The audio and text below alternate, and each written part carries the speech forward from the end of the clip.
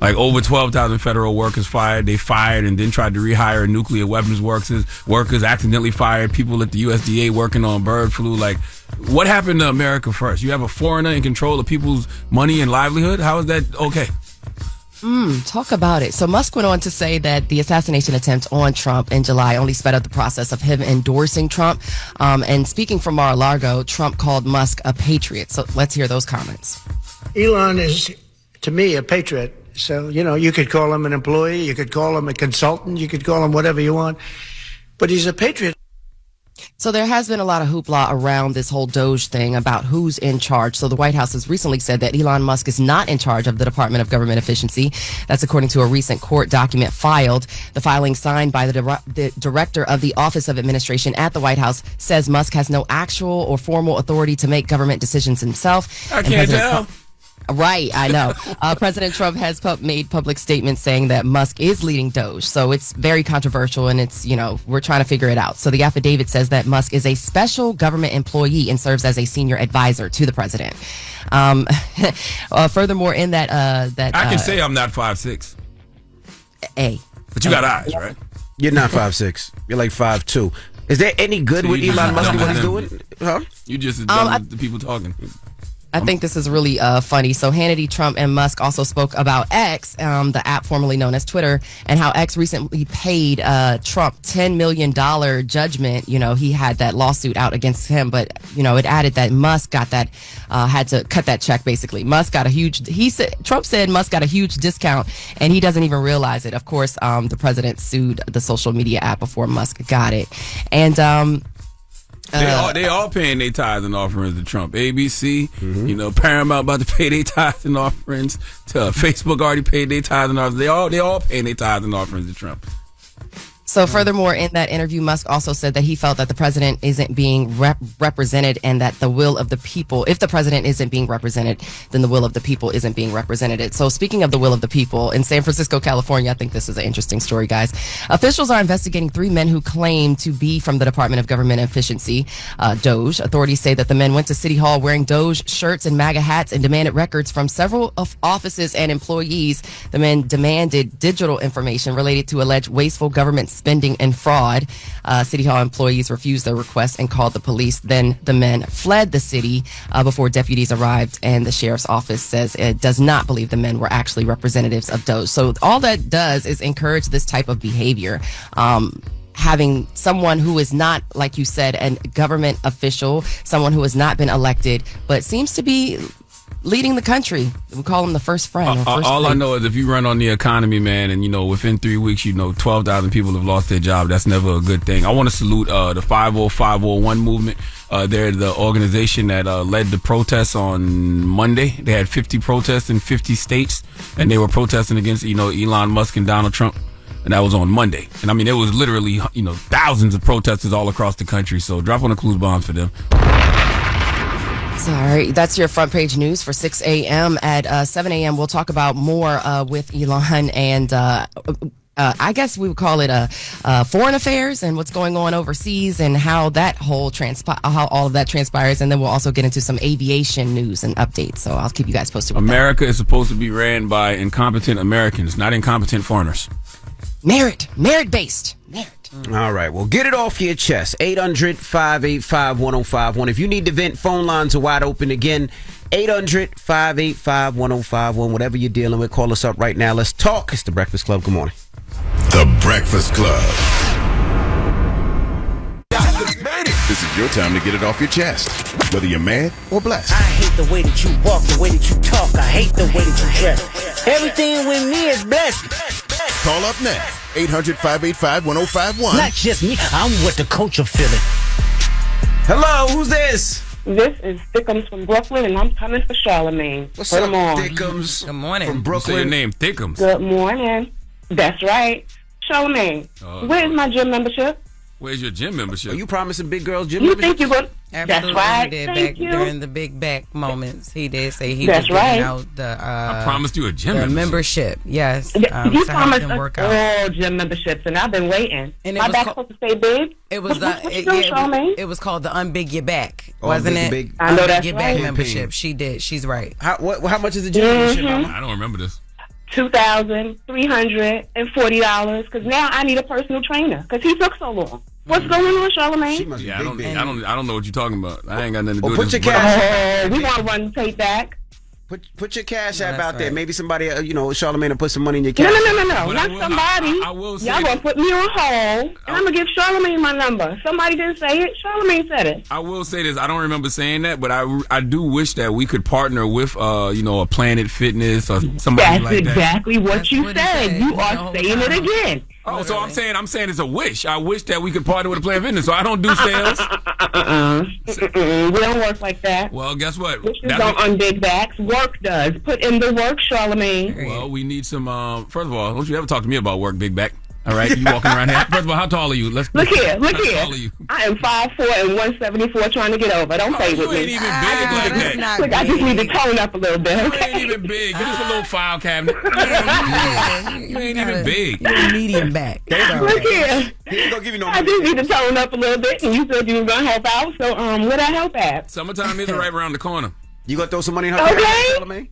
This little 25 pounds could be going in a minute. Get her information so when we put this plan in That's motion. what I'm talking about. $2,350.32. I ain't got nothing to do with that. Thank you. Closed mouths don't get fed, girl. That's right. Yeah, but you need to close your mouth because someone's right around the corner. Well, You know she what I'm ain't that saying? damn big, so shut up.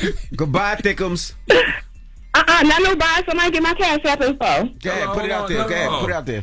I ain't putting my info for everybody. It's a Charlamagne problem. Well, you hold on. He put it on the table. Now put me on hold. You can eat them behind the scenes. Hold on. Hey, yo. I didn't put that on the table. All I simply said was we need to have some type of partnership with a gym membership to help the listeners that are fat. Hello, who's this? Fat is not a nice word, sir. Man, please. F word. Hello? Said it's the F word. Hello? Hey, what's your name? Hey, Erica, who is DJ Envy? Good morning. Get it off your chest, mama. I don't got nothing to get off my chest. I just wanted to say hey to y'all, and I wanted to see if Jess can pray in tongues for me for a second. Oh, you want her to talk in tongue for you? Oh, no. She wants you to talk in tongue for her one time, Jess. So funny, man. Tata, baba, shasha, coming in a Honda. Yes. Coming in a Honda. Yes, that's right. Amen. That's how you do it, girl. You have a good one, Amen. mama. Hey, Charlamagne. Peace. Hey, can y'all tell me my birthday next Wednesday, and I know I won't get through next Wednesday. Happy early Happy birthday. early birthday, mama. Pisces. You're a Pisces, right? Thank y'all. I am. Yes, Pisces. girl. How old you turning? 36? Thank y'all. Charlamagne, you and I are the same age. Oh, okay. 40. Is he about, 46, 47? I'll be 47 this year. Yeah, I'll be 47. I'll be 47 next Wednesday. Salute to you, OG. All right, mama. Have a good one. Thank you. Y'all too. Bye-bye. Get it off your chest. 800-585-1051. If you need to vent, hit us up now. It's The Breakfast Club. Good morning. The Breakfast Club. It's a new day. This is your time to get it off your chest. Wake up. Whether you're mad or blessed. It's time to get up and get something. Call up now. 800-585-1051. We want to hear from you on The Breakfast Club. Hello, who's this? Yeah, what's up, Envy? What's up, Trav? Hey, Big chillin'. What's up, Jess? What's up, boo? How you doing, mama? Good. Charlamagne. Peace, sis. What's happening? How you doing, girl? Blessed, black, and highly favored. What's the word? Y'all, I was minding my business last week, y'all. And somebody called in, mentioning me multiple times, trying to get a reaction. Okay? Was it Sean? Sean Stone. Yes, it was. Yes, it was Sean Stone. Y'all, I ain't mentioned this man in a whole year. Ain't bring him up last year. I got my own little things I'm worried about in life right now. I'm trying to focus on my songwriting. I'm trying to focus on not hating on somebody, a straight man who just don't like me because I'm gay. I ain't got time for it. And I'm over it. It's been 7 years. I beat him in a rap battle 7 years ago. He has not let it go, baby. You got to let that go. He really ain't let that hurt go. He been hurt ever since you busted his ass in that rap battle. I'm not going to lie to you, Trav. Yeah, hey, listen, has that ever happened in real life? Have you ever busted somebody's ass, like physically? Like you just pounded him out and they couldn't get over it? You know what's so crazy though, Shar? Back around that time, he was threatening me, right? Like real life trying to threaten me. Mm-hmm. And I told he clearly didn't know who I was. And I told him, sir, I'm going to be at DJ Envy's car show. And I told him to come up to Envy's car show and I was going to whoop his ass. How y'all going to fight at my car show? I know, right? It's a kid family event. It was going to be in the parking lot, Envy. You won't going to know. Me and my cousins were going to trash him. in that parking lot 6 years ago.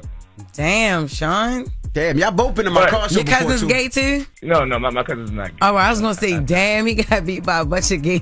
Gonna be crazy. But don't be bringing that to my car show. Well, nobody. If it was gonna be in the parking lot, outside, already in the parking garage, nobody was gonna know. Well, Trav, there's worse things you could have did to his ass and beat it. So I'm glad that's oh my I'm glad God. that's all you thought about. Goodbye, Trav. Bye, y'all. Bye, boo. Hello, who's this? Top of the morning. This is Fifth Ave. What's up, Fifth Ave? What up? Get it off your chest.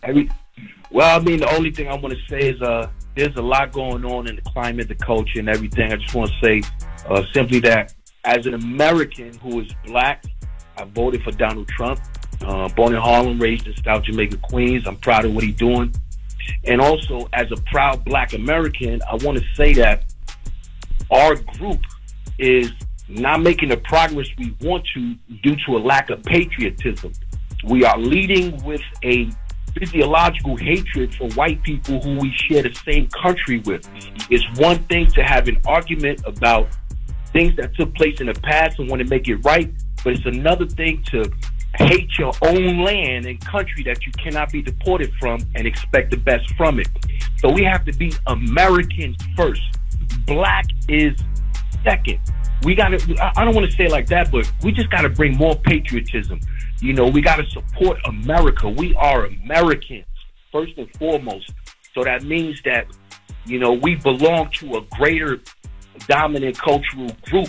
Can I ask you a question? Yes. Can I ask you a question? Yes, Because I do believe America first. How do you feel about a foreigner being in control of where the government spends money and a foreigner, you know, being responsible for 12,000 American federal workers being laid off? And when you talk about, what you say? You said you got to be black. Put black to the side. Yeah, patriotic to the side. Well, I mean, I wish that, you would tell, your administration that you voted for that, because, when you look at things like the EEOC being dismantled, or you look at how they're rolling back, DEI initiatives, or you look at the education department cutting race-based programs. And yes, and that's a great question. I'm glad you brought that up, and I want to answer that as a natural-born foundational black American. We want those things. You see, we tend to associate, what's the word I'm looking for? We tend to associate corruption with this white face. But over these last 12 years, throughout the Obama administration and everything, black people have had their chances. We have been coming in positions of leadership, overseeing many different states, from mayoral positions to political positions, even presidencies.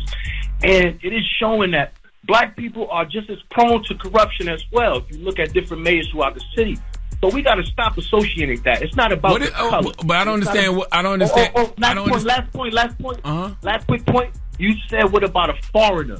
Okay, so America is a land of the brave, home of the free. Many foreigners here. It's not about where you're from. It's about your mindset on America. If a foreigner has a positive mind state about America and loves this land and want to put it first, then that's fine. But if a foreigner like Ilhan Omar, somebody like that, is representing another country while in our Congress, we elect people that want to represent us, all Americans, black Americans, white Americans, people who are proud to be Americans. Ain't no more waving another flag in this country. And black people have to stand up and take ownership and pride of this land that they helped build and be black Americans and share in that. We don't have to hate white people and teach our children this. I don't like these generalizations that you're making. Like, I don't know who told you that all black people hate white people. Like, where did you get this logic from? Well, you hold on. Hold on. Y'all have this conversation. Hold on. Y'all have this conversation behind the scenes because we got to go. Get it off your chest. I just don't understand where this broad generalization came from. 585-1051. If you need to vent, you can hit us up. Now we got Jess with the Mess coming up. What we talking about? Speaking of freedom and letting it ring, ASAP is not guilty. Freedom and letting it ring. Yes, because he was preaching, brother. All right, we'll get to that next. It's The Breakfast Club. Good morning. The Breakfast Club. Morning, everybody. It's DJ NV, Jess Hilarious, Charlamagne the Guy. We are The Breakfast Club. Let's get to Jess with the Mess. The news is real, whether it's Jess Hilarious, Jessica Robin Moore, just don't do no lies, She don't spare nobody. Worldwide Jess, worldwide Mack. On The Breakfast Club. She's a culture shifter. She was able to get y'all to see something and understand something that nobody could get you to see. It's time to set it off. I'm happy that ASAP is free. There's another black man who can be home with his family. Like, you know, he's got them 2 kids, that wife. We might get a album from Rihanna. You think so? Yeah, her man just beat 24 years. I feel like we're not going to get the album now because he just beat 24. They're going to be busy. Did you? What does that say about A$AP Rocky as a rapper that y'all want to hear from his wife but not him? That's he the one who crazy. got Don't found do out. that to A$AP. Y'all just did that to A$AP. I mean, Well, she can put him on the album. I want a Rihanna album because A$AP got found out guilty. It's been 10 years for Riri though, so I mean people want an album. I mean, I ain't never gonna stop wanting that. I do love her. I like her. Well, yeah. So now we can focus back on her now that this man is free. Yeah, I mean, let me tell you. Listen, yesterday, so A$AP Rocky was found not guilty yesterday in court. He was found not guilty of all charges. So he's going to walk free. And the minute that the verdict was read, y'all talking about Rihanna, just his family, it went crazy. Let's take a listen. BDaht 508142-01. We, the jury in the above entitled action, find the defendant, Rakeem Mayers, not guilty.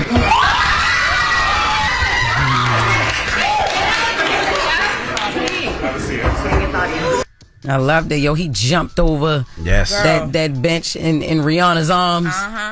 There were reporters in the court. Megan Cuniff, she said that actually Rihanna was in tears Yeah. after they read the verdict, and when he jumped over and hugged her, and his family was in tears as well too. Yeah, no safer place to be than those women's arms he dived into. yeah. That man was facing what, 24 years? 24 years. Yeah. And that happened pretty fast. I know it probably didn't feel fast for Rocky or for Rihanna or for his family, but 14 days, they went to deliberations yesterday, came back at the end of the day. It was around like 8 o'clock when the jury came back with the not guilty. And he was accused of firing a gun at his former friend, A$AP Rocky. So he was looking at some time. Now people though are asking what happens to Rocky because, okay, so on one side you have A$AP's attorney who's like, he lied on the stand a lot. So what are we going to do about this? Let's take a listen to Joe Tecopina, A$AP Rocky's attorney, after court. We're grateful for the jury. They saw through this barrage of a case. CIA! He said from day one he was innocent. He turned down a plea for almost no jail time because he was innocent. This was an extortion. The extortion played out live in color in court. What it says is that the district attorney should look long and hard at prosecuting Tyrell Efron. We said that from day one. They should do it now. They have him admitting to perjury. They have him committing extortion. The jury saw through it and came to an enormously quick and speedy verdict. For me, my partner Chad, we're honored to have represented this amazing family. Rakeem Rocky is one of my closest friends. We love him But he's also too. just a great person. We love him. Rihanna, A$AP Joe. A$AP Joe. So Relly gonna be charged with. Relly will probably get charged with perjury. He should That's what they're pushing for He because should get charged. Maybe extortion. There's a few moments on the stand where he had said things and then it was debunked and it was a lot that happened. But also, too, Relly had filed that $30 million defamation lawsuit against A$AP. That was first, wasn't it? That was it was like after the shooting, but it was before the criminal case started. Yes, Jess. And that's going to have to be thrown out because he was alleging that because of the shooting and because of the statements that A$AP Rocky's attorney was making, he was being defamed, he was being threatened online, and now, you know, in a court of law, it was found that this didn't happen. If So they could prove that has he to lied on stand, he should have to be prosecuted. He should be prosecuted because there's no way that A$AP Rocky has to pay for attorney fees, has to do all these different things, and somebody who lies on the stand just walks. Nah, The that crazy ain't right. thing is I never That even ain't right. knew who A$AP really was It's until a this lot of situation. A$APs. And so now it's just like that's what you're known for. You're known for somebody who couldn't even rat right. And I know he wish she got shot now. For real. I mean, because, he was lying. Well, we really do wish it happened. Yeah, well, hopefully. Congratulations to A$AP Rocky. My advice to you is to never leave the house ever again. Okay, Well, that can't happen. And don't communicate with any N-words after 5 p.m. The beautiful That thing can about happen. situations like this, though, is you get to really see who's who. Yeah. Like I'm sure over the last however many years it's been, he's got to see who was like really in his corner. So salute to you, A$AP Rocky. Yes, he's going to go home to his family. Moving on to Cardi B. Our girl. So after I said that Stefan was keeping her busy, she decided to tweet about Offset when she got to it. Yeah, well, you asked yesterday, did she respond? Did she? Because you know she'll get online now. Listen, Real she quick. She didn't say Offset's name in this tweet, but of course, and she deleted the tweet, but we know what this is given. So yesterday, after we reported about her amazing Valentine's Day weekend, Cardi got on Twitter and she tweeted, "I'm getting harassed the worst way. I suggest you shut up and leave me alone in less than 1 hour or people's careers will be getting ruined, including is in all caps, you famous bees that was getting effed, leave me alone." Now, we don't know who she is claiming is harassing her. Mm-hmm. But what the fans, have gathered from this is that this is in response to her being out and about having a good time, and it being picked up that she was out and about having a good time with Stefan Diggs over the weekend, and that the person that she is talking to on Twitter is Offset, because she does that often when they're going back and forth. Mm-hmm. So, the tweet was deleted and no one's gotten exposed, so I'm assumed that, 35 minutes into that hour, he realized, let me just... She said, even all you famous girls that was getting F. Yeah, I guess, she said she got Look the at how receipt. Charlamagne put his hand on his hip when he just said that. Cardi, do it. See? Yes, Cardi, we want to know. I want to know what Offset hit list look like, okay? As an old head, we like to live vicariously through the young boys. You know what I'm saying? I see you, nephew. Yo, stop it, man. Stop it, man. They got kids together. I want them to be able to work it out and be able to still, move on, but still I don't want Offset take care of the kids. You know I what don't I mean? want Offset to 'Cause it's do that, nasty. even though I I'm hate happy seeing it. Cardi is doing her own thing. Only because you still got to raise kids. You said you don't with want them. Offset to do that. I don't want Cardi to do that, because even though she's out doing her own thing, and I understand how she feels about Offset, they still got to raise them kids together. They still got kids. It's a lot. You know what I mean? Why stir up the extra drama, girl? Just But he keep on poking at her though. Like he poking at her ever since he been seeing her out having fun, moving on, whatever, with whoever it is. Like Baby been poking. Yeah, he been trying to. Yeah, and he been dragging his nuts all over. You know what I mean? So she need to drop hers. Yeah, she can do that. Put them hoes out. Put them bitches out there. Yeah, but that's just gonna make Offset look good, depending on who the girls are. No, it's not. No, it's not. Okay, you're right. I'm speaking through the lens of It depends on I'm speaking through the lens of That was a mansplaining, because depending on how close they are to her industry wise, like if they in her vicinity too much, you gonna look crazy, because your wife is Cardi B. You wasn't holding her down right. I just pray somebody could get in between them and be like, look, we got kids. Like, the kids can see this. Everything's online right now. Let's work this out. The you move person your in way. between is tired, Envy. They tired. Yeah, I don't like seeing their drama play out online, man. Salute to Offset, Cardi. I hope that y'all figure it out. Shut up. You just said that was a political answer. But what he really wants to say is, tell me everything. Drop the receipts. Seriously, do it in the music. Put it in the music. Oh, because you can tell me. One of y'all just text me. Live vicariously through. That's all. Don't drop it. All right. All right. For real? Ooh, all right. I can see that one. All right. Yeah. Thank you, Lauren. I hope he don't Jess listen with to the this mess. side of the room. That's Jess with the mess. All right, when we come back, we got front page news, and then Will Packer will be joining us. It's the Breakfast Club. Good morning. You're checking out the Breakfast Club. Morning, everybody. It's DJ NV, Jess Hilarious, Charlamagne the Guy. We are the Breakfast Club. Let's get in some front page news. All right, what's up, Morgan? Listen, what's up? We're talking about, we're getting updates on what's happening in aviation. You see left and right, there's all kinds of incidents. So nearly 300 Federal Aviation Administration employees have been fired by the Trump administration. The employees got their notices over the weekend in a move to call their union, their union calls a hastily made decision in an agency already challenged by understaffing. Now, the workers affected include mechanics, aviation safety assistants, and others. Transportation Secretary Sean Duffy posted on Monday on X that less than 400 of the agency's 45,000 employees were let go, and they were all probationary. He said none of them were air traffic controllers and critical personnel. Now, this comes at the same time officials say 2 people remain hospitalized following Monday's plane crash in Toronto. 21 people were injured in the incident at Toronto Pearson Airport, and airport president Deborah Flint said the rescue operation was a huge success. She talked more about the incident. Let's hear from her. Emergency workers and responders mounted a textbook response, reaching the site within minutes and quickly evacuating the passengers. At the time, there were 21 injured passengers, ranging from minor to critical but not life-threatening injuries.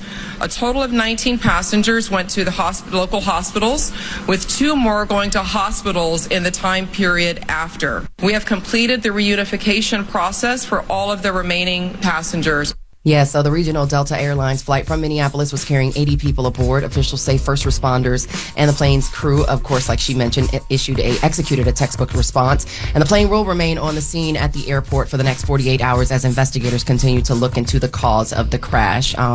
I know that there has been rumors that there was a wind gust, and then also and now that video has been released, it seems like some of the landing gear could have been compromised. But again, we'll keep you posted. I don't want to get too ahead of myself in regards to what caused that crash. Yeah, I was going to ask. They said in the video you can see the plane actually catches on fire as soon as it lands, so they don't know what the reason was. It emergency landing or it was just a regular? Did they say or no? Still not there yet.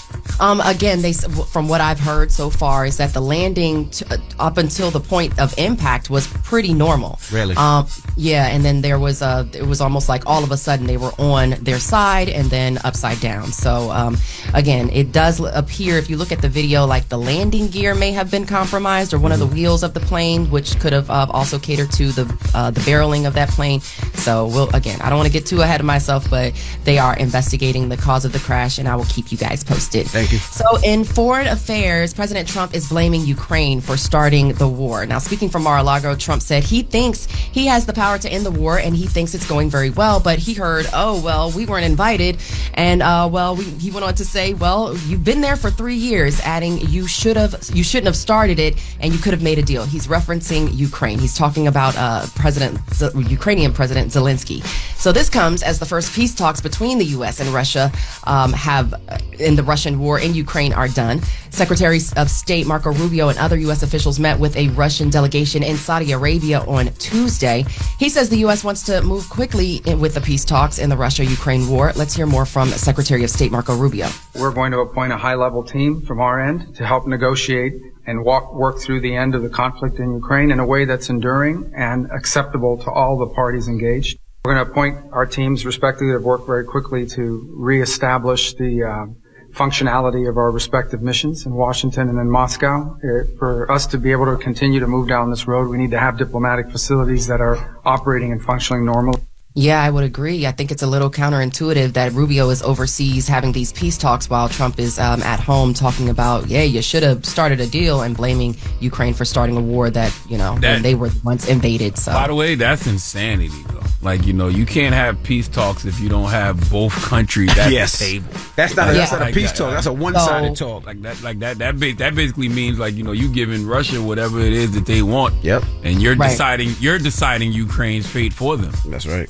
So Ukrainian President Zelensky, he did say that his government didn't know anything about the talks, and he said that he will not accept a peace deal that is made without his country's involvement. Fair enough.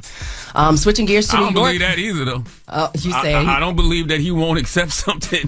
If there's a deal that's made, and it brings peace to the country, I don't think that he, will not accept it just because he wasn't at the table. Because, what if it is a good deal? I don't know if it will be, but what if it is? Fair enough. And just this last little story I thought was really interesting because we're always talking about, who could be president, who could be next.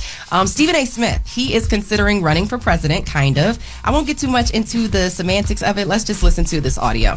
Although I have absolutely positively no desire to be a politician because shaking hands and kissing babies ain't my thing. Being a professional beggar, looking for donors, looking for campaign dollars, looking for elected officials to try to curry favor with them so I can get what I want legislatively and beyond. Although I have no desire to do any of those things. I do have an insatiable desire one day when I'm more qualified, as I really dig my heels into this stuff, to be on a stage debating presidential candidates for the United States of America. And in order to do that, I would have to be a candidate. What do you guys think about that? He may not be the ideal candidate, but it further speaks to your point, Charlamagne, that maybe the non-traditional politicians are actually in demand. What do you think? The Washington Post called me about this yesterday, man, and I'll repeat what I said. I said Stephen A. is a great media personality. I respect who he is in that space tremendously. I hope ESPN makes him the highest paid person at the network because he deserves it. But when it comes to him being president, look, you never know what God has planned for a person. But I have to say the fact that the media is entertaining this conversation, the fact that I've seen politicians asked about this shows how unserious we are as a country. He just be talking, man. That's the whole conversation that he's having. He's saying people are coming up to him, actually saying it to him. Stephen A. president. So he's saying, where are we as a country if a sports broadcaster is being considered running for president? That's the conversation. Well, what happened was one of Donald Trump's old posters actually put his name in a poll, and he came back with 2% of the people said that they would vote for him. I think that was done purposely. I think it was done to be a distraction. And I think that, when I saw Hakeem Jeffries asked about it, and I wish Hakeem didn't even entertain it because there are bigger fish to fry. Like, we talked about earlier, 12,000 federal workers laid off because of Elon Musk. An unelected, official controls how the government pays everybody. With Elon Musk, again, Social Security will probably be on the chopping block next, all because this country decided oligarchy is better than democracy. So I got mad love for Stephen A. as a media personality, but entertaining a conversation about him being president at a time like this is just so unserious. It sounds crazy. It's such a distraction. Maybe not him, but do you think that non-traditional politicians somebody should step up? Non-traditional, the only non-traditional person that I would love to see in that field is Jon Stewart. Okay. Literally. Everybody, we got to get back to business. I don't want to see the knowledge base. I don't want to see no more celebrity in chiefs. Unless Jon Stewart decides he wants to take a real stab at it, I don't want to see no celebrity in chiefs. All right. No celebrity in chiefs, no more first buddies. All right, that's your front page news of Morgan Wood. Follow me on social at Morgan Media. And for more news coverage, follow at Black Information Network. Download the free iHeartRadio app and visit us at BINnews.com. Y'all have a good one. All right, now, thank you, Morgan. When we come back, Will Packer will be joining us. He has a new book, Who Better Than You? The Art of Healthy Arrogance and Dreaming Big. It's out now. It's The Breakfast Club. Good morning. The Breakfast Club.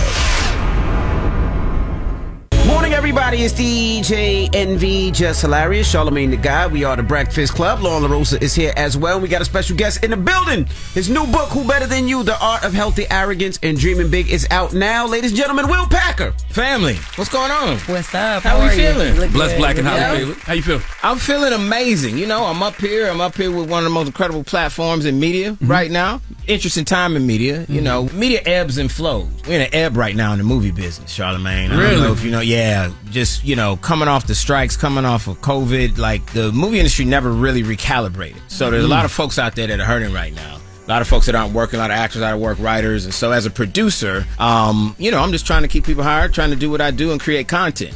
Most people out there, they don't realize, because there's so much content out there and so many streaming services. It's like, it's everything out there. I can see whatever I want. But actually, the media companies are making a lot less. So it's an interesting time in the business, man. Who Better Than You is the name of the book. What made you decide to write this? Yo, I have been in the movie game for almost 30 years now. And I have dealt with some of the biggest names, some of the most impressive, successful people, some of the most toxic, insecure people. And throughout that process, I have gained a set of skills that I want to share with people about how you can be successful and manifest a more full life. How you can use some of the skills that I've learned that are transferable to any industry to navigate, be it you want to start a new endeavor, you want to overcome a challenge, you want to pivot in your life. And so I'm telling stories I've never told before, stories from dealing with, some of my Hollywood folks, but it's really lessons, right? It's lessons about this is how you deal with people, how you position yourself to succeed, and how you have healthy arrogance. Not to be confused with toxic arrogance, right? Toxic arrogance walks in a room and says, I'm better than everybody here. I'm going to win because you're going to lose, right? I'm better than you.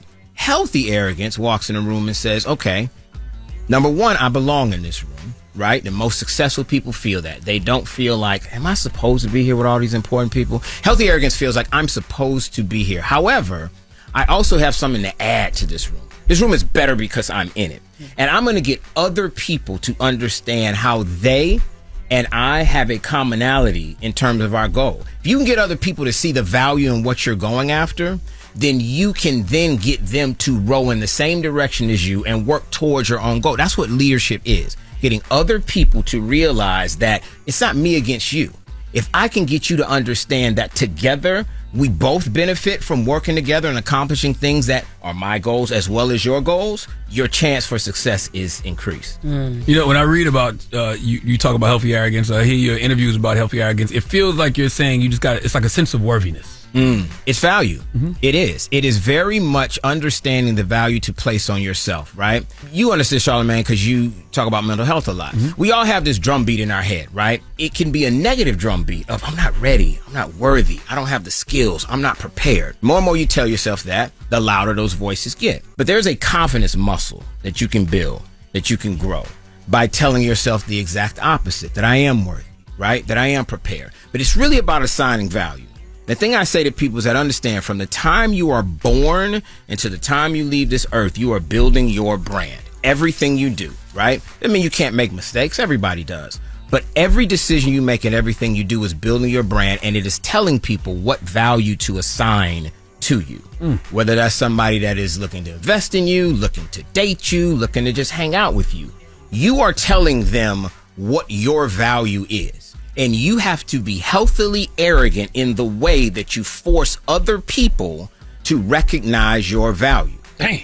Yeah. So if you don't have nobody, does that mean you're not worth nothing? Well, you know, I'm not going to say that. Well, you mean like a relationship? Yeah. Well, that just means that you have to be sure that you're surrounding yourself with people that understand your value. Quality. It might mean that you're worth more than people want to give you credit for. Talk about it. It might mean you're single because other people don't recognize your value and you're not willing to compromise for it. You had something to say, Charlamagne? What? What? A hit dog will holler, won't they? No, I'm asking the brother a question.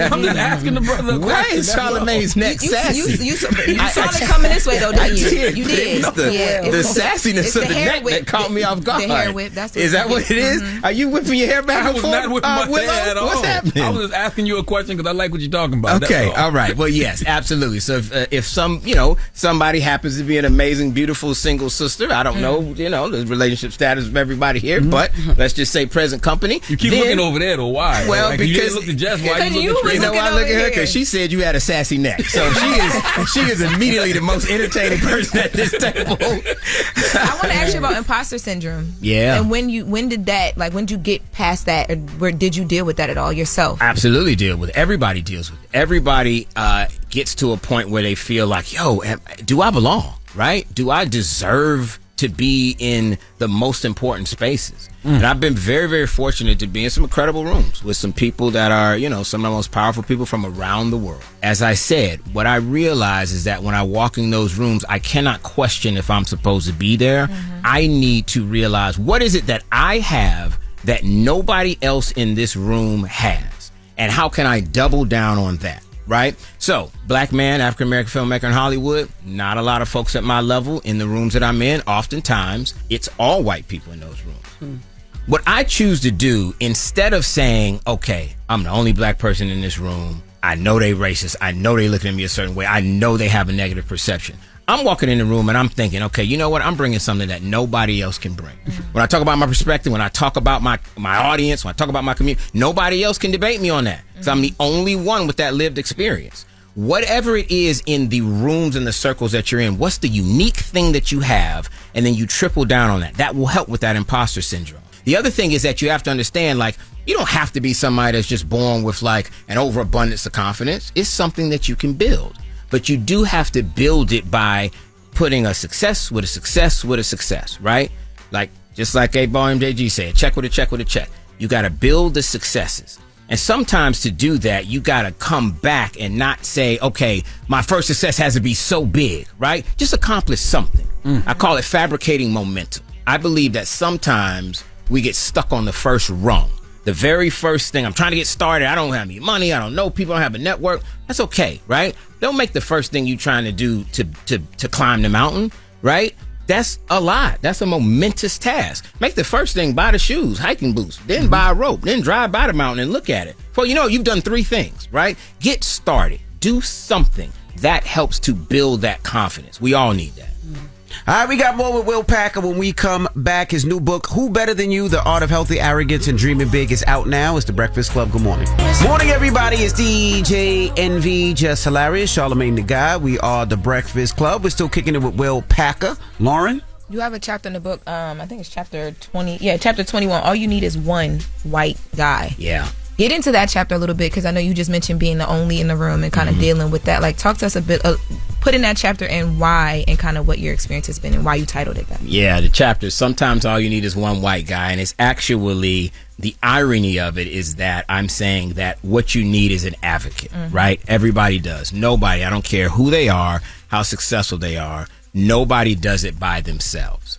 What I'm saying is that your person may not be white, may not be a guy, right? And so when I came into Hollywood, there was a white executive. It was a white gay executive. He used to tell me that he felt like he was trapped in the body of a black woman. I said, okay, his name was Clint Culpepper. I said, Clint, first of all, don't tell nobody else that. Second of all, we can get you some therapy to unpack that. But he was somebody that was an advocate. Could he play spades? He didn't play spades. Okay. He didn't know how to play. He didn't go to FAMU or nothing like that. But what I said was he wanted to make movies that were aimed at African American culture, and I was interested in being an African American storyteller.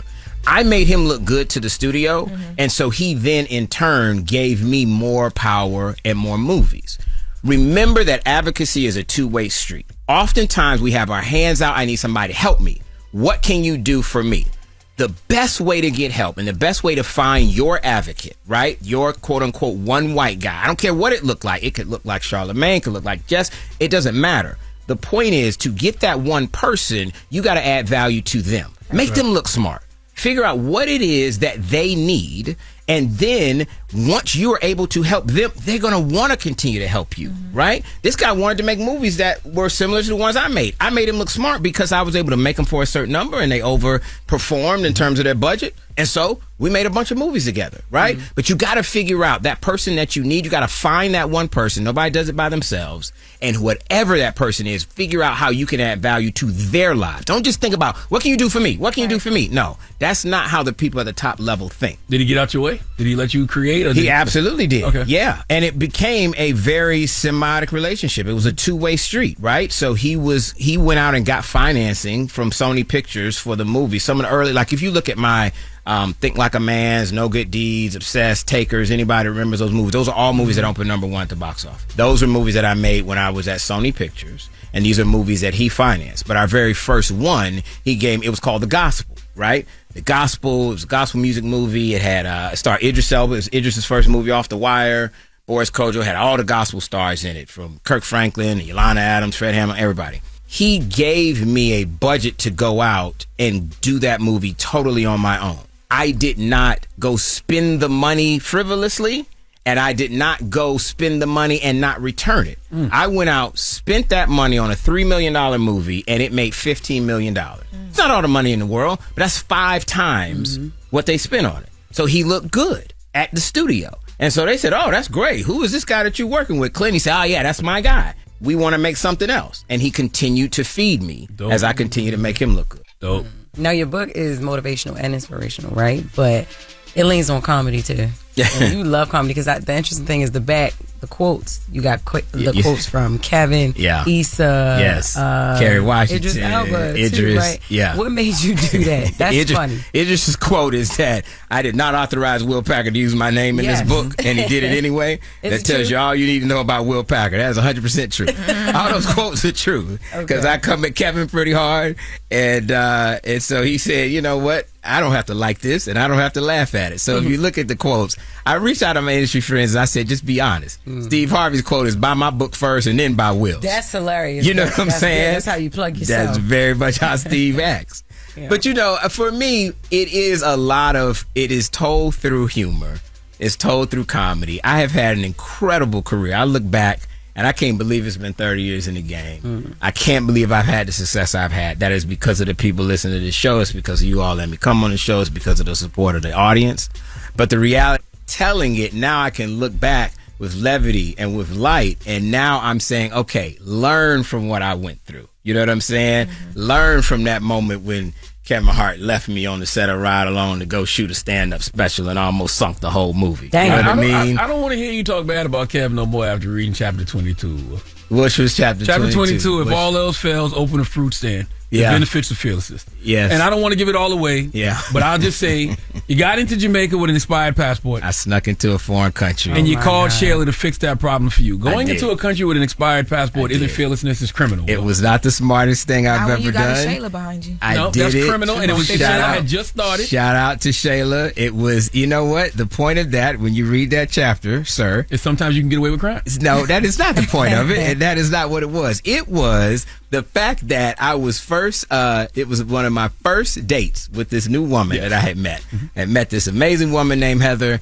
Damn, And you sneaking into the country. You know for what I'm sure. saying? Listen. You know what it was, Jess? We got to the counter and my passport was expired because with a passport, it's like 7-8 years or something, right? Yeah. That's good, but that's also the problem. You don't think about it. Right. I got to that counter and they said my passport was expired. This is my first trip out of town and I'm trying to be impressive. And she looking at me like, oh, I'm with that guy?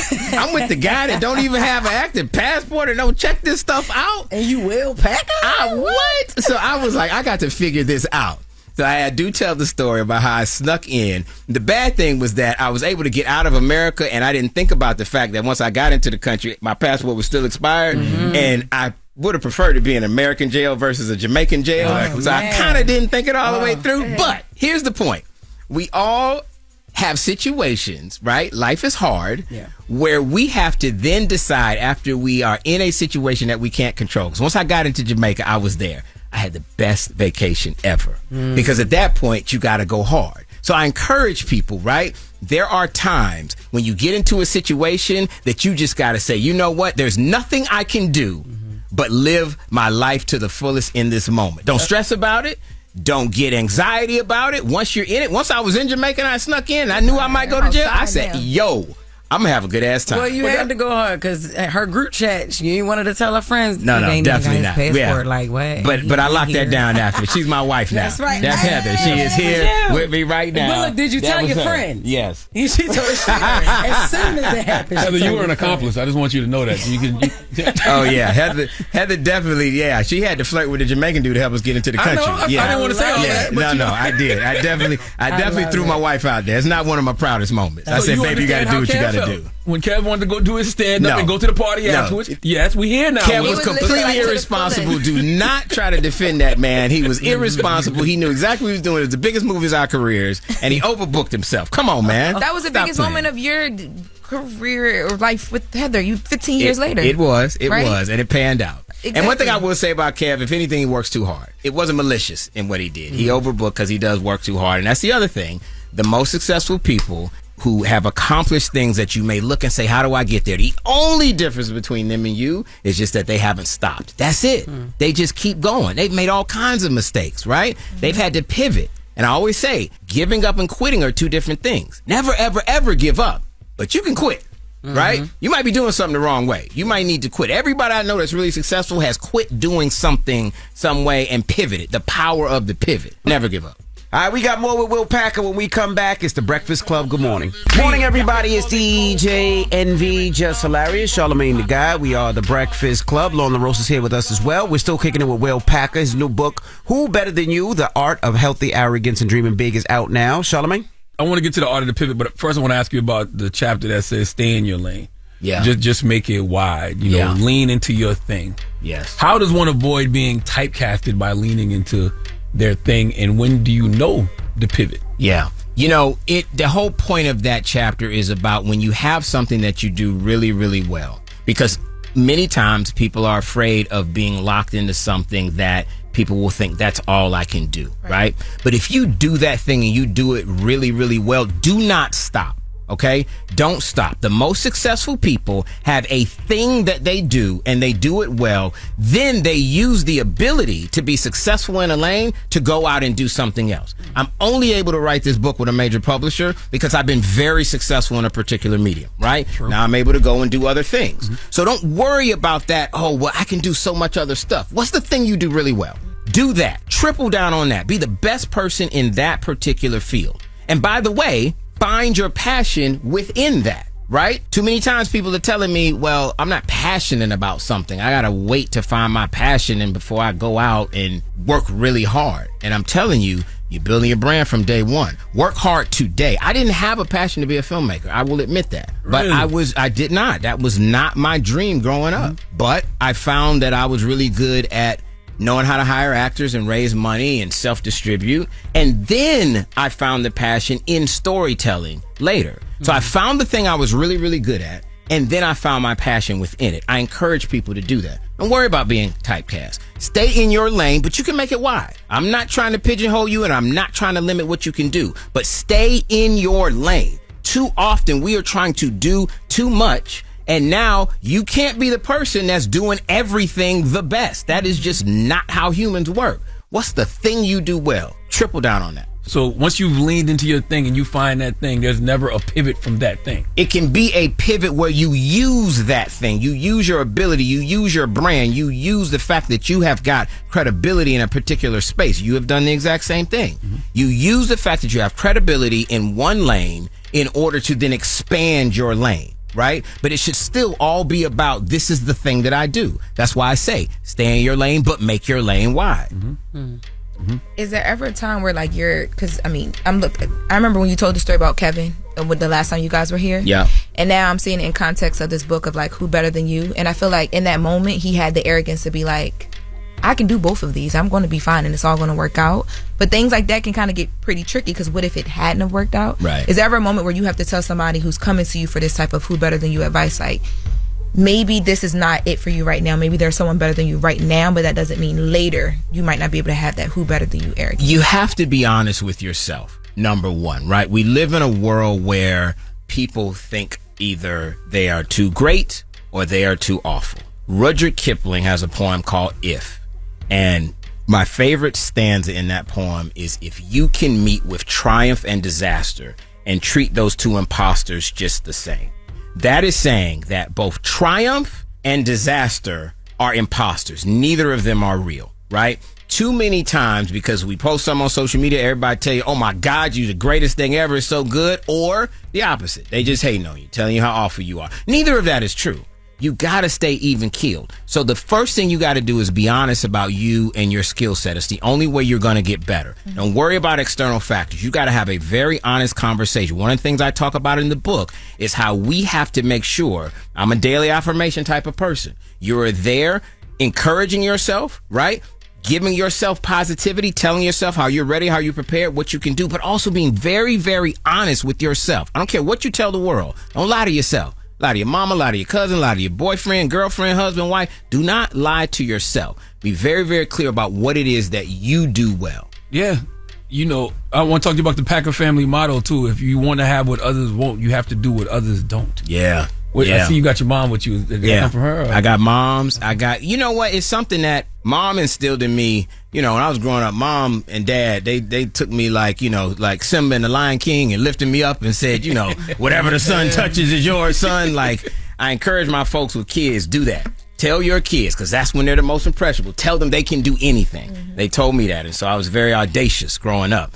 With my family, it's me, my wife. We have 4 children. So that's the 6-pack. If you want to have what others don't, you have to be willing to do what others won't, period. That is the mantra. The mantra is that understand whatever it is that you want to do. If anybody else can do it, then it's not special. You're not going to get it, right? You're not going to get something that's unique. You got to be willing to do what others are not to get that thing. And I believe that the more you do hard things, the better you become at hard things. The more hard things you do, the easier hard things become.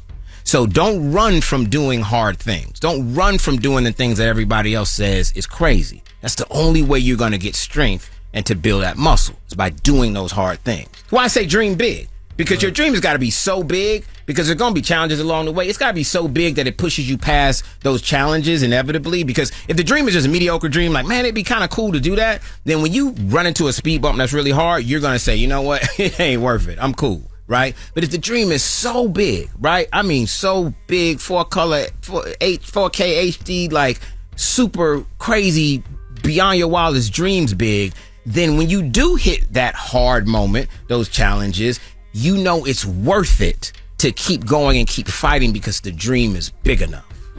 Is Will Packer allowed to turn his own book into a movie? Yeah. Or a limited series? Yeah. I mean, I'm Will Packer. Okay. You know, Did you I think about doing I could that? do that. I saw Heather in the background. Is that? You know, what Heather say in the background? I don't know. I just saw something. Oh. It was. Really? I was giving a lean, like maybe no, don't do it right now or something. You know what? I made this book not to turn into a movie or a TV show. You never say never, because you know one of my biggest movies is Think Like a Man. Mm-hmm. Steve Harvey will tell you he never thought of that as a movie. Never. He never wrote it for that. I wrote this to give the master mentorship that I didn't have. I have people coming to me a lot and saying, "Tell me about your success story. Tell me about your failures. Tell me about what you had to overcome." And so when I tell these stories, right, and I talk about, you know, Beyonce turning me down 5 times, or Idris Elba, you know, almost not walking the carpet at the first Emmys, and how you get past that. Like, when I tell these stories, I'm doing that so that other people can benefit from them. So I could turn it into a movie, but that's not what I made it for. I literally made this book so that I could influence other folks who are either on their way up, thinking about making a pivot, or living a life that they know could be a little more fulfilling. Well, we appreciate you for joining us. Will Packer, new book, Who Better Than You? The Art of Healthy Arrogance and Dreaming Big, out right now. Always a pleasure to see you. Go out there and buy this book. Make it a New York Times bestseller, man. Appreciate you, fam. Absolutely. Appreciate you, man. Thank you. Thank y'all for having me, Charlamagne, and thank you because you are somebody that, you know, and I told you this, we saw each other at the Democratic National Convention, and I told you I had written my first book, and I was inspired by your books. And by reading your books and just seeing that process and the grind that you put in. So you never know who's watching and who you're inspiring. Thank you, my brother. Thank you for having me. It's Will Packer. It's the Breakfast Club. Good morning. Jess with the Mess is up next. Morning, everybody. It's DJ NV, Jess Hilarious, Charlamagne the Guy. We are the Breakfast Club. Let's get to Jess with the Mess. News is real, whether it's Jess Hilarious, Jessica Robin Moore, just don't do no lies,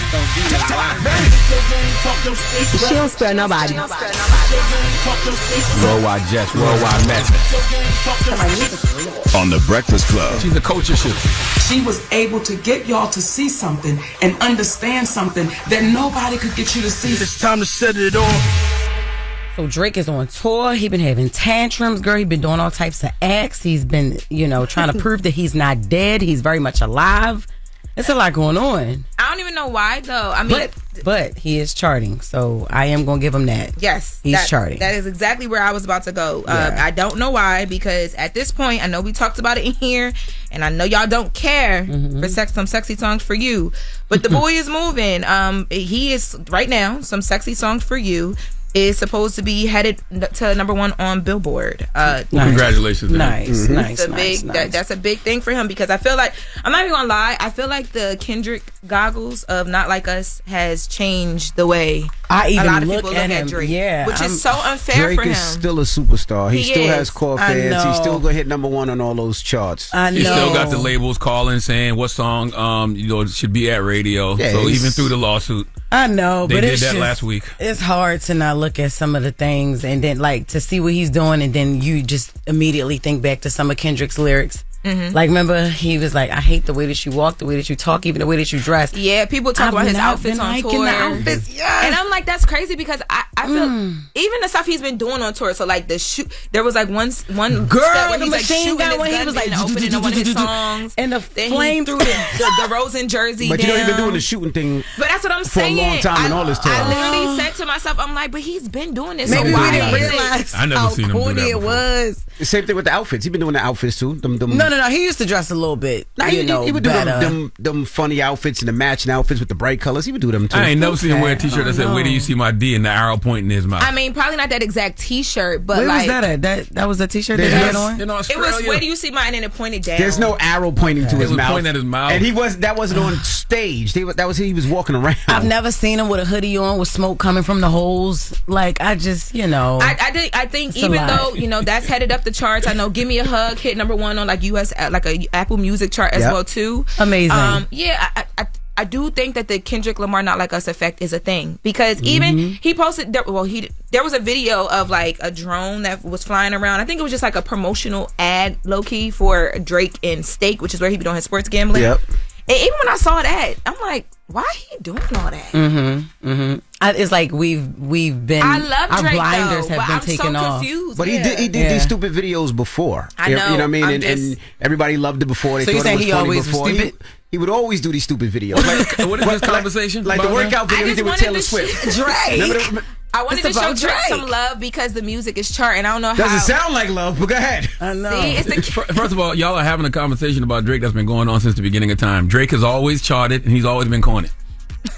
I ain't never seen. I honestly weren't never seen him as different. corny girls until weren't just consi- now. yeah, to be honest with you, we weren't considering him. And some girls are like, he give out OG Birkins. Drake hater over This is here, an baby. OG Drake Well, hater. Day one. I'm Drop one not of a those Drake bombs for hater. me. Definitely, he's a Drake hater. OG. But he's always done them stupid commercials, like him working out and act like he's listening to music. He's listening to Taylor Swift as he works out. He's always done these By stupid the way, commercials. and he has a huge fan base. does. Even whether or not Kendrick Lamar won the rap battle, we know that. And he's still charting and but making. Drake still has a base. Yeah. Yes, huge days. 100%. Yeah. Well, in other news. Exactly. Because I don't want to go on him no Let's- more. He let's- gave out Birkins and Chanels. We're going to leave him alone. He ain't giving us one. I got one. I have a Chanel. No. Drake? From Drake? His birthday party, yeah. Oh, he gave you gives one? them out. Yeah, Oh. he literally raffles them off at his birthday party. The Well, you big ain't one. getting another one because you sitting next to the biggest hater of his. So that's The the one big- the He big- just gave you one? He raffles them. He gave out 5 that night. Nah, I don't believe that. I swear. My sister used to dance for him on the Scorpion tour, and I went to his birthday party. It's That's known. your little sister? No, she's not my real sister. I was ready to say. If you ever been to Any Drake's girl that tour talk where you see to the me big in jump love, up, Balls coming just for make you. sure you might got as your well little just- sister from him. You might as well just tell us now, Lord. Yeah, what happened, y'all? I promise Yeah. you, I went to Drake's birthday party and he gave away 5 Chanel bags that night, and I was one of them. I didn't think it was real. I even went up to them and was like, "Yo, what is going on?" And they're like, "We do this all the time." What Your bag sister at now? older than you, right? I don't have it today, but y'all have seen it before. It's the big boy, the gray one. Okay. Okay. Oh yeah, the one that I said I like. No, it's not Carrie. She do got a big. No, she do got the big Chanel. That's the one I told her I like. I do like it. Anyway, in Tyler news, Yes. so she sat down with British Vogue. Yeah, And with the last time when she was up here, She was dragging Charlamagne. yeah, on she British was. Vogue. Yeah, asked her a question and she looked like, "Who are you talking to?" Or what? I'm sorry, I shouldn't try to do What accent was that? Yeah, Yes. it was something like that. Jess. Okay. Yes. So Tyler. You sound like you sell a fake Chanel bag. I know, yo, my bad, Tyler. I know you say it like that. Go ahead. Go on. Okay, so Tyler was here at the Breakfast Club and she was asked the question about how she identifies as a black woman or not. Gotcha. She recently brought this back up when she was speaking to British Vogue. Let's take a listen to what happened when she came here on the Breakfast Club. Fool me on these debates that they be having about your identity as a South African colored person. What does that even mean? Can we not? Por favor. Oh, I like that. We keeping that in the interview too. I like when they talk from the back and say we can't. I like that. I like that. That's even better. All right, Tyler. Wasn't that bad, was it? Man, that baby whipped that neck around like, he asking a question that we said don't ask. By the way, the label made that bad. Okay, because the label came in here and said, "Don't ask these questions." Of course, I'm going to ask that. But question. we told the label that we was going to ask the questions. And that wasn't going to happen. Look how I asked the question. I said, "School me." Giving her an opportunity to. You was polite. You said it nice. It wasn't an attack. And then it was like 12 things on the list we couldn't talk about. It was like, damn, well, what else can we ask? You know? But Well, when she sat down with British Vogue, in context, like in fullness of the conversation, she was talking about just her career and representing where she's from, and just how she's been handling all of that, and what representation is like for her, and why she doesn't feel the pressure to do so anymore. And they brought up the interview, and they said that the interview basically like made the matter kind of worse.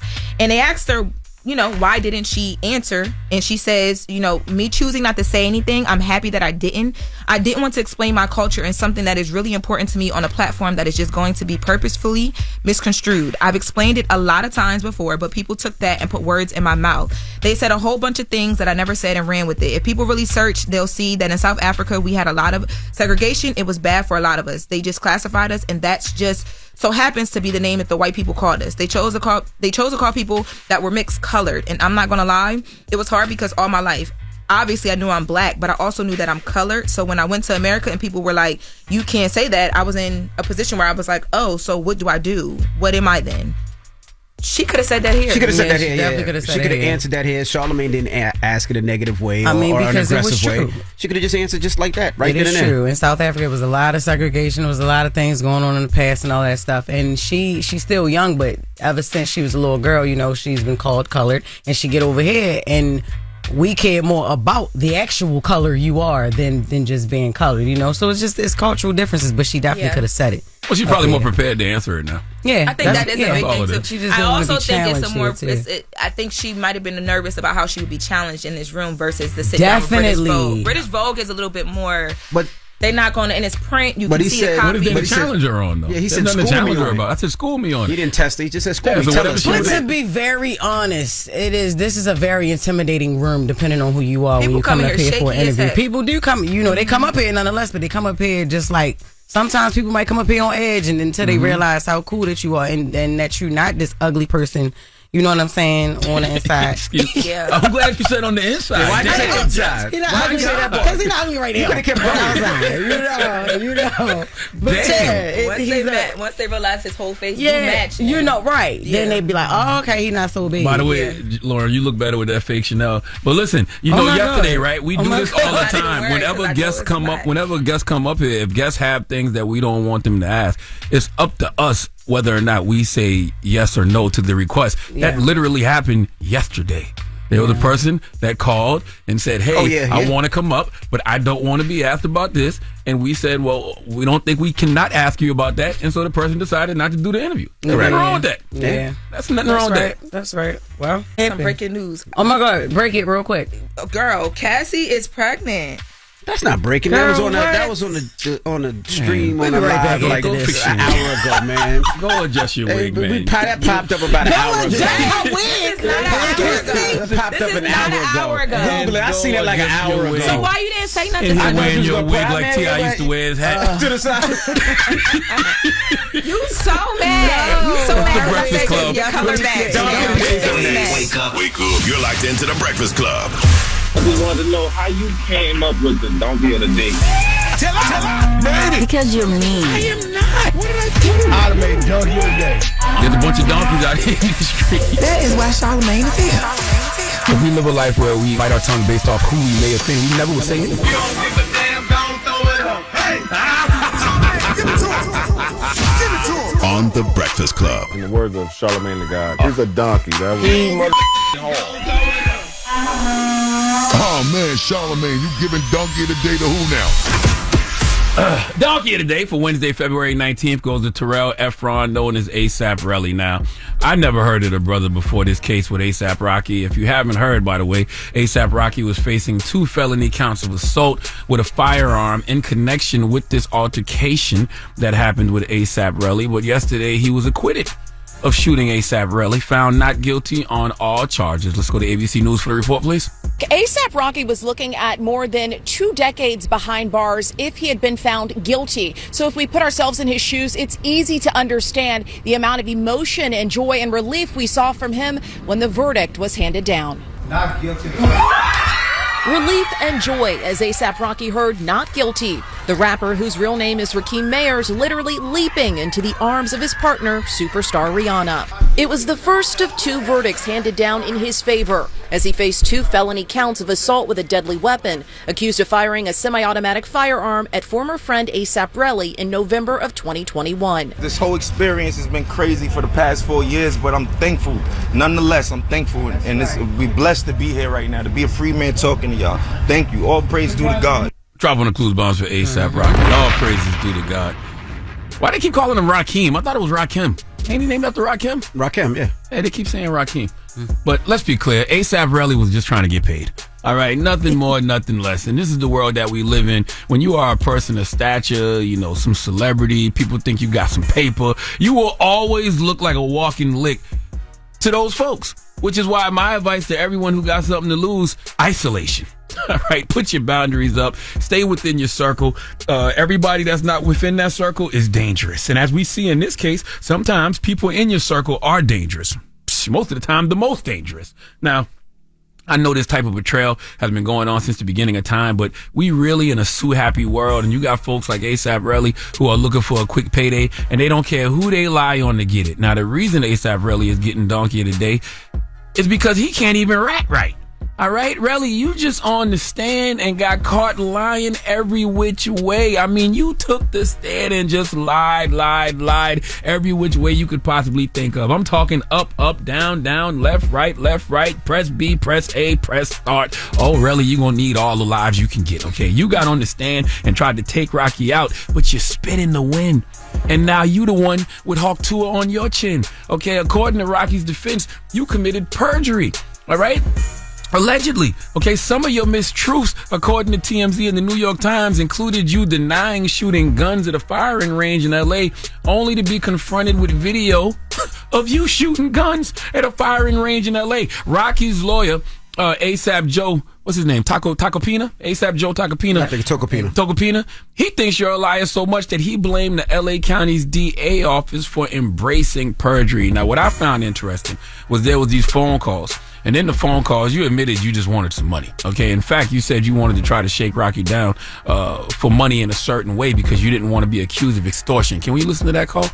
I already know. I'm getting 30 M's. I'll walk away, basically, and say these people are taking money because I'm on another island just relaxing. You get what I'm saying? They're going to be scrambling to find me because now they have to go against Rocky, the state. And they have evidence and this, that, and third, but it's not going to be the same when we present it to a jury and you don't have a complaining witness. Now, this call was presented in court. And listen to what Relly said about the call. Why did you call? Because you guys just keep playing fake audio to me, like fake stuff. I never said none of that to him. It doesn't even make sense. It was in that moment that the jurors made up their mind. Okay, between this and the fact that the weapon Rocky had was a prop gun. By the way, Rocky, don't ever do that. Why are you walking around with a prop gun for protection? Okay, how is that gonna scare somebody? All right, especially somebody with a real gun. What if they quicker on the draw than you? What if they pull theirs while you pull yours? Then what? You rich, higher armed security. But listen, Relly, the moral of the story is y'all Negroes watch too much Power. Okay, matter of fact, you not even Power, you Empire. You wasn't even trying to be realistic, Relly. Okay, if Relly was a GPS, you'd never reach your destination. It'd be just a bunch of wrong turns and detours. He's the friend that tells you he's 5 minutes away and hasn't even left the house yet. Just lying for no reason. And Relly, you found out firsthand what happens when you put your hand on a Bible and lie. Rocky, found not guilty. But you? Oh, no. You wasted the DA's time playing around. Somebody got to go to jail. Okay, why not the guy who allegedly may have committed perjury? Why not the guy who allegedly was trying to extort their friend for $30 million? Relly, you said they was going to be scrambling to find you on an island. Well, I think that in the future, that island's going to be Rikers. Okay, please let Ribby Ma give Terrell Efren, a.k.a. ASAP Relly, the biggest hee-haw. Hee-haw. You stupid motherfucker. Are you dumb? Boy, people can lie. He should be prosecuted. That's crazy. If he was found perjuring, prosecute him. N-words can lie for no reason, can't they? Because people got to stop that. What? All right. Yeah. Well, thank you for that donkey today. Lie all the time. Who? You. I tell you I'm lying, though. And I tell you, trust me, even though I'm lying. Okay? And I tell you that you should believe me even when I'm lying. The moral of the story is I'm telling you I'm lying. All right. Well, let's open up the phone line. Thank you for that donkey today. 800-585-1051. There's a new study, and the study says 40% of women claim they avoid having children out of fear of becoming a single mother. That's the topic y'all came up with? Yes. You got one? Yes, I did have one. What is it? You, okay, a working mother who wakes up every single day. How old is Marley now? 6 months? 6 months. 6 months. You wake up every day, come to work, lactating, doing stand-up on the weekends, okay? Where do you find the balance of work and family life? Literally still trying to find it. It's ongoing for me. I'm still trying to balance that. It's crazy. And then, that's just the things that I do. I do so many other things still too. And then I have a 12-year-old son. I have a partner. And that's why I understand even that study is like these women, they are afraid of being left alone to do it by themselves. I have help and it's still hard. You know what I mean? So I definitely. And you got a lot of help. You got a man. You got your mom. And his you got mom nanny, is sister. the nanny. My sister. Yeah. Even with a strong supportive foundation, it is still so hard because when that baby want me, she only want me. She don't. It's Chris ain't lactating. No, and she know. She be looking at that chest like, boy, where? You know what I mean? So it's like it's a lot. It can be a lot at times, but I'm still trying. It's ongoing. I don't have it figured out yet. So think about all of the women who don't have the means that Jess has, that listen to us every single day, and they're trying to find that balance between work and family life because they still got to get up and go to work even though they got newborns and everything else. Those are the people I want to talk to this morning. All right. Well, let's talk to them, ladies. 800-585-1051. And some of them might be single. How do you balance work and family life? Talk to us. All right. We'll take your calls when we come back. It's The Breakfast Club. Good morning. The Breakfast Club. Steady calling my topic time. Call 800-585-1051 to join into the discussion with The Breakfast Club. Morning, everybody. It's DJ NV, Jess Hilarious, Charlamagne the Guy. We are The Breakfast Club. If you're just joining us, we're taking your phone calls, 800-585-1051. And we're talking to women this morning about work-family balance and how difficult it is. And we started with you, Jess. And you Working mothers. Yeah, Jess is I don't know if people realize it, but they should. She got a 6-month-old at home and a 12-year-old. And a 12-year-old, yeah. And you still get up every morning to bring your ass in here to work. Absolutely. Amongst doing a million other things. Oh my gosh, yes. So many other things. And then, for a lot of people may look at me like, and look at a lot of people with money. Oh, you got money, so you good. money is not even like half of it. You got to have the mental to do it. Like, you got to show up, and you can't be tired, with no baby and with just doing everything that I'm doing. Like, I have businesses, I got products, I'm in the middle of a rebrand, I'm touring, I'm waking up 3:30 every morning to make sure I look good to come up here. And then when you on the radio, like this Breakfast Club, I can't come in here like I don't feel like it. Like, I have to show up. I gotta be just hilarious. You know what I mean? Because then for the listeners, how they gonna wake up if I ain't woke? So it's a lot. It definitely is a lot. But I do not have it all figured out. Like, I ain't even try to act like I do. I really don't. So, and you're allowed to be tired. Yeah. Like, you're allowed to come in here, you know what I'm saying, and have your days. And, whether if listeners notice that or anybody in the room notices that, there's a reason behind it. Well, and then the main thing is when you go home is having the patience, right? Yes. Because you have Ash that wants to come and he wants to tell you about his day. Yes. And then you have the baby that wants mommy when. Yep. Want to tell me about her day, And then I got so many. And then you got your husband that you got to make sure, your man that you got to make sure that he's okay. Yep. And then even the baby's grandmother, the nanny, because I got to make sure she's good too. You know what I mean? Just like if she has everything that she needs for the baby, she needs a break, and then I need a break, and then Chris need a break, and then he's still working, and then it's a lot to keep this thing going. That's for sure. You could cut out the outfits, though. You don't got to come in here looking good every morning. I cannot come in here looking like you. Like, I definitely want to come up. Don't want to come up here. You just throw on a sweatsuit. That's what I'm saying. No, I don't want to come up here looking like no stud, Charlamagne. Like, I don't want to do that. Those days are over. Those days you used to look like a stud. Is that what you said? No makeup, sweatsuits, walking in here, because it depends. It depends. When I got no sweatsuit, I sound more like I'm just from around the way, But then I like to be Jessica Robin more. Last week you came in a sweatsuit. I thought you was here to fight somebody. I ain't gonna yes, I was like, we fighting. I was fed up. I be wanting to come in and cuss y'all out. Even I can't do it all the time. Hello, who's this? Shakiria. Hey, Shakiria. Good morning. Hey, good morning. Hi, Jess. Hi, Charlamagne. Hey, Shakiria. Hi, Andy. Guess what race she is? All right. Now we're talking about work-family balance. How you doing that, Mama? So I did have a family about 3 years ago. It was me, my son's father. I have a son, and we had just had a son. And everything was going good until I had our child. He would, call out of work for, like, stupid reasons. So after I had my son, I had to get back to work. I was working 10-hour shifts at Amazon, and I would come home, kids not fed, and he's just on the game. So I decided to go to a shelter. I couldn't do it. I couldn't take care of a third child who's supposed to be a grown man. And it was extremely hard. I had suicidal thoughts and everything, but I got through it. I left the relationship. And it's hard. It's still hard, but I feel like it's better than, having a grown man there who's not doing anything. That's right. It's extremely tough, So shout out to all the moms, especially the moms who's dealing with stuff that I've dealt with. Thank you, Shakira. And thank you guys. All right. And, also the men out there, you definitely got to help. I know a lot of times, a lot of men will feel like they worked all day when they come home. But just think of the mom. They worked all day. They got the baby. They got to cook. Sometimes take the baby in another room and y'all just chill out and give the mom time to watch her favorite show or just take a shower or just relax. Yeah. Hello, who's this? Hey, that's Pam. What's your name? Oh, hey, Pam. Good morning. Talk to us, Pam. So balancing being a mother, so basically I'm a single mother because my man is in jail in a whole nother state.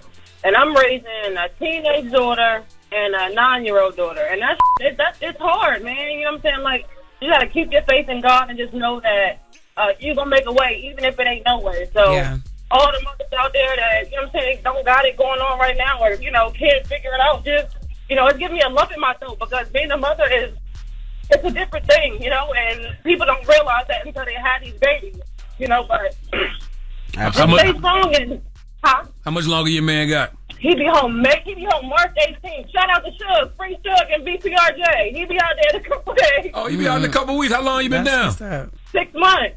You can't wait to hand them kids off. Absolutely. Shoot, that's a celebration for you too. Absolutely. I'm about to load up on some Plan Bs because I ain't having another one. What she said she calling from? Where you calling from, Mama? I'm calling from Florida, Orlando, Florida. Oh, okay. All right. Thank you, Pam. 800-585-1051. We're talking about family work balance. Women, how difficult is it for you? Yeah, how the are you working handling it? moms, man. I salute to y'all. I knew that there was a lot of y'all out there, man. But you know, they go through a lot. That woman said she had a lump in her throat. Pam said she had a lump in her throat just talking about it. Wow. I see Jess getting emotional when she talk about it. Definitely. Old fake ass thug. 800-585-1051. Let's discuss this. The Breakfast Club. Good morning. If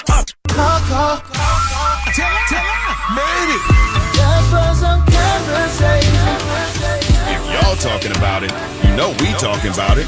It's topic time. Call 800-585-1051 to join into the discussion with the Breakfast Club.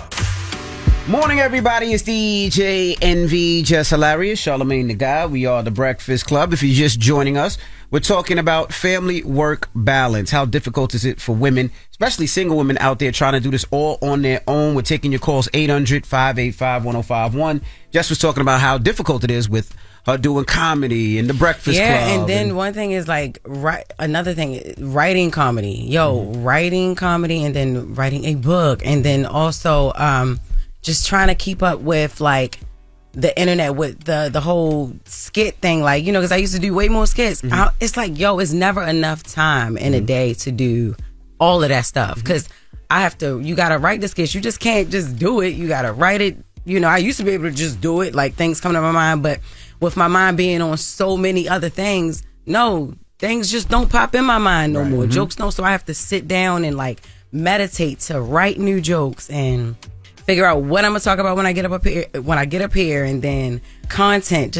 And I don't know. You never feel like you're doing enough. How much material comes from your real life now? Like, you know, your family, all of it, dating a Mexican. Yes, all of that. Having a new baby at 32 versus when I was 19 when I got pregnant with Ash, and then just being the person who don't want to talk on the phone to nobody no more because everybody wants something, and then even when they don't want nothing, they got problems. They want you to hear them vent, and it's like you ain't dealing with everything. Like damn, they take that Just Fix My Mess very seriously, and I love for people to do that because that is an outlet where I can help people. But damn, ask me how I'm doing. Yeah, you need somebody to fix yours. Definitely. I get what you're saying. We got Lola on the line. Lola, good morning. Good morning, DJ Envy. Hey, Charlamagne, Jess. Peace, Lola. Hey, Lola. Good morning. Talk to us.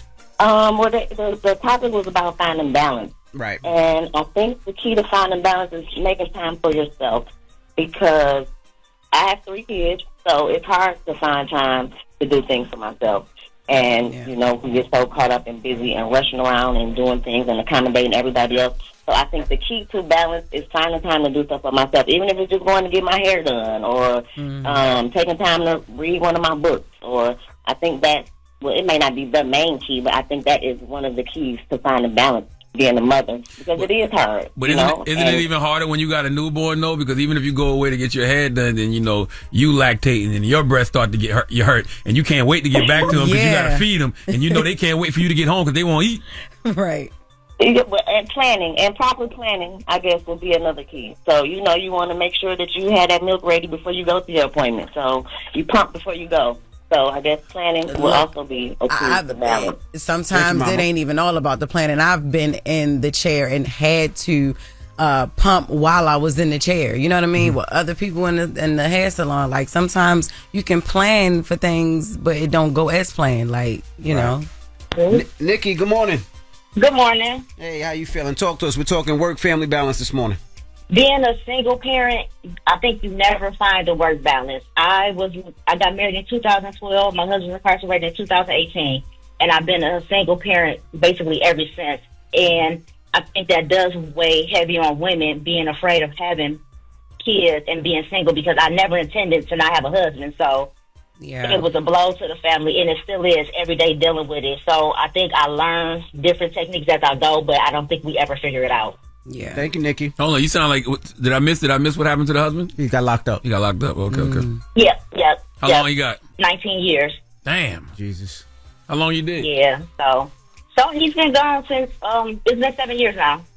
Wow. Well, hold your head up. Yeah, I'm sorry about that. All right. Well, is there a moral to the story, guys? I mean, I think there's no such thing as a mom who has it all together, and that's okay. Yeah.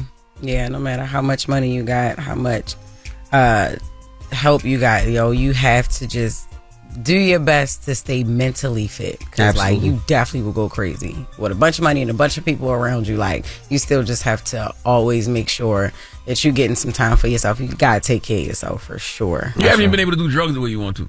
No. You know what I'm saying? No, although I did shroom on my birthday, and that was like a clarity thing. Like, it was like, I am doing something right. I am, because I don't shroom just to, have fun. Like, I get a lot of clarity when medicine. I shroom too. Yeah, and I got a lot of clarity with that trip. Like, did you cry? Absolutely, like, a lot. But I also laughed and, we played around. Me and Chris, like, we shroomed together, and I got exactly what I needed from that shroom trip. So, yeah. All right. Salute to all the working moms out there, salute man. to all the moms out there and all the fellas out there. We said this before. Make sure you support if you can. Make sure you're there. Make sure you understand, because we cannot do what them women can do when it comes to work, balance.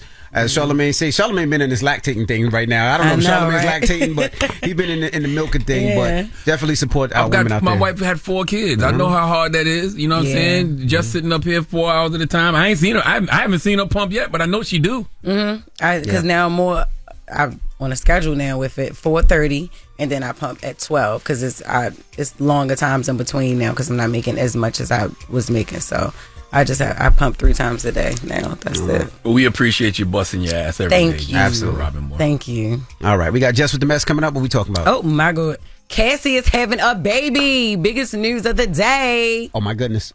Yes, right? Who would expect it? All right, we'll talk about that next. It's the Breakfast Club. Good morning. The Breakfast Club.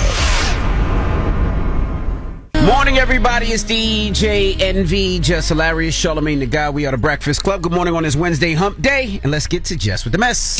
News is real, whether it's Jess Hilarious, Jessica Robin Moore. Just don't do no lies. Don't do no lies. She don't spare nobody. Worldwide Jess, worldwide Mess. On the Breakfast Club. She's a culture shift. She was able to get y'all to see something and understand something that nobody could get you to see. It's time to set it off.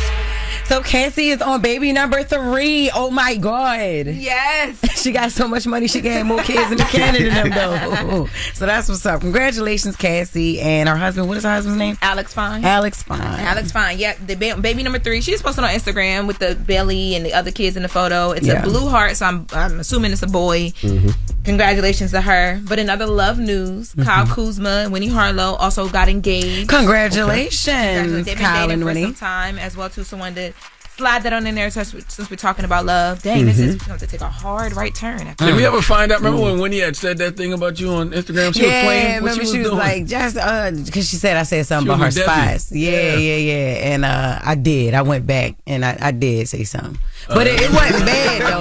It wasn't nothing bad. Then she said like she was just playing, and it just seemed like she was more aggressive because she was intoxicated. But she said she was joking. She didn't really take that serious anyway. But what you said about her spots? I called her patchy matchy or something like that. It was very nice. That's That's a little mad. That's a little bad. It was alright though, congratulations to her. But it was harmless. Yeah, it was harmless. Jesus. She's a cutie though. Her and her spots, she cute. Hard right. Yeah. Where we going with this? Diddy. Oh damn, hard right. Damn. From patches to Diddy.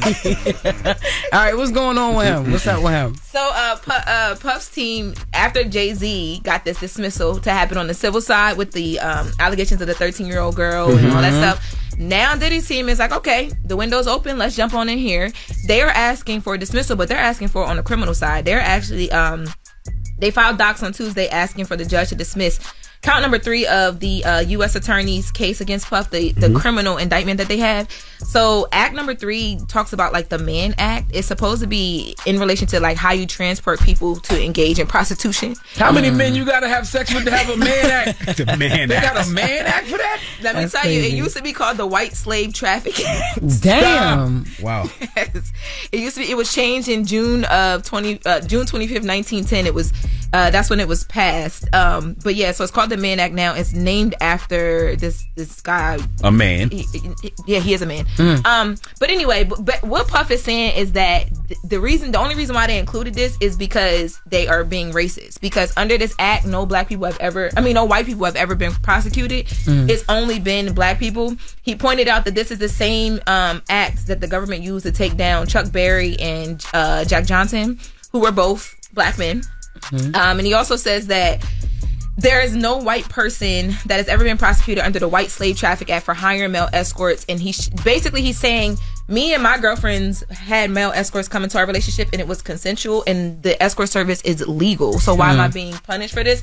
Y'all doing this because I'm a rich black man. So he's back there. Well, the act is, and I just know that because I just looked it up because it sounds so crazy, but it's a federal law that outlaws the transportation of women for immoral purposes. Yeah, but he's saying that the transportation happened because the people wanted to be there. And the prostitutes or the male sex workers he was bringing into the relationship worked for a legal agency. He said he didn't force them. That's basically what he's saying. I wonder if that matters though, because it says the purpose of it is to prohibit the transportation of women for prostitution, debauchery, or other immoral purposes. So does it matter if they wanted to do it or not, or is that just how people perceive whatever it is that you're doing? Like if the judge said what you did was debaucherous or immoral, does it matter if the women were with it or I not? think if it was consensual and the women wanted to go, I think because prostitution is illegal. Yeah, I mean, unless you want to do it. But no, prostitution is illegal. But Even if you want to do it, it's illegal. Oh, wait. Dang. Really? So what about the girls that sugar babies? You want to tell us something? Yes, girl, because that's why I was like, The sugar then I need to babies file a is a whole lawsuit. app. Yes, because I was definitely out here sugar babying. What? But back You in the never day. was a prostitute though. No, okay, but but anyway, go ahead. he's trying to basically say, And it says it prohibits the coercion or enticement of women or girls for those sexual purposes. But it doesn't say men too, or just women? but You just can't. Why? You want to think about somebody and somebody so bad. Why? Shut up. Go ahead, Lauren. I'm listening.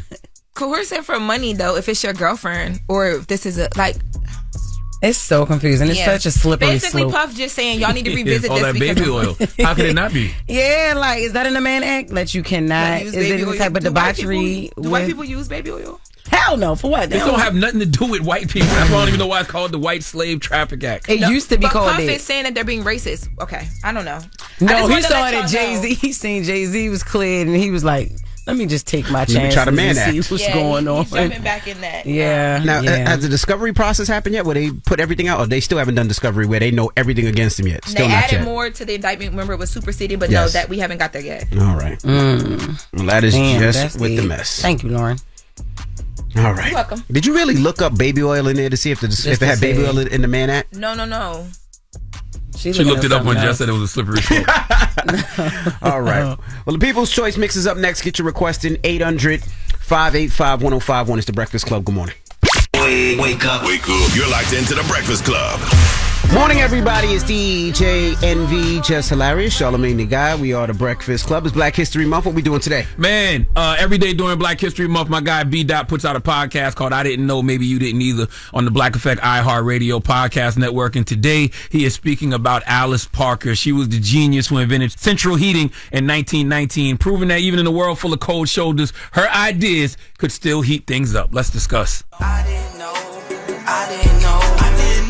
Alice Parker was this brilliant black woman born way back in 1895. So, already, you know life wasn't handing out participation trophies to folks like her. But Alice looked around at how people were heating their homes, using wood and coal, and thought, this is trash. I mean, imagine chopping wood in freezing cold weather just so you cannot freeze in your house. Alice had the genius idea of using natural gas for central heating. That's right. She basically said, what if we stop pretending we're on the Oregon Trail and brought some 20th century energy to the situation? How about that? Anybody in agreement with that? And she didn't just dream it up. She didn't just talk about it. She patented the design in 1919. That's like inventing Wi-Fi before anybody had ever seen a computer. And be clear, her design wasn't perfect. It wasn't what we use today, but it was revolutionary. It laid the groundwork for modern central heating systems. Without Alice, a lot of us would still be huddled up around space heaters,